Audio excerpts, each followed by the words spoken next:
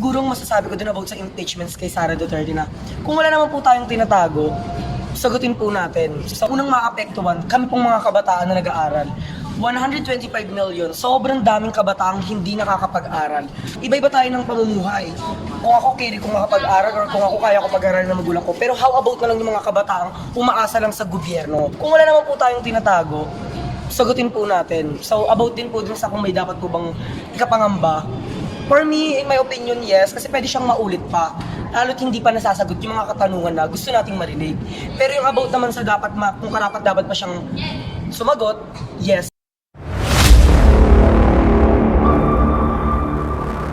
Pwede bang magtanong kasi aware ka ba sa impeachment case ni BP Sara kung saan questionable itong 125 million na naubos sa loob lamang ng 11 days? Para sa iyo, anong masasabi mo rito?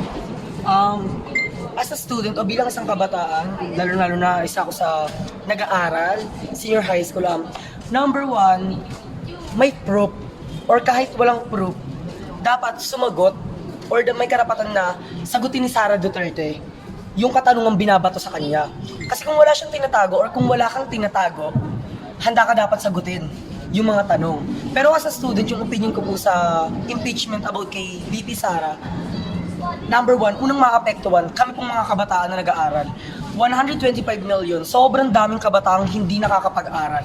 So, unang-una sa lahat, marami rin pong classroom na hindi pantay-pantay. Alam ko naman iba-iba, what I mean na, iba-iba tayo ng pamumuhay.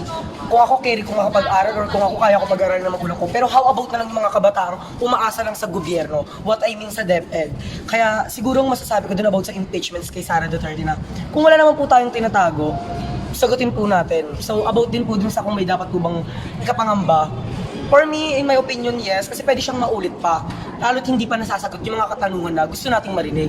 Pero yung about naman sa kung karapat dapat pa siyang sumagot, yes. Mas better na marinig namin yung opinion mo, lalo't kaming kabataan. Kasi DepEd yun eh. Parang what I mean na founds ng DepEd, which is sa amin mga kabataan na mag-aaral. Yun lang po, thank you. Sa panawagan mo sa Senate, kasi nandun na yung bola kung kailan uumpisahan yung impeachment, anong masasabi mo? Dapat na ba itong simulan ng mas maaga? Siguro po. Number one kasi, hindi lang boses namin yung inaantay eh.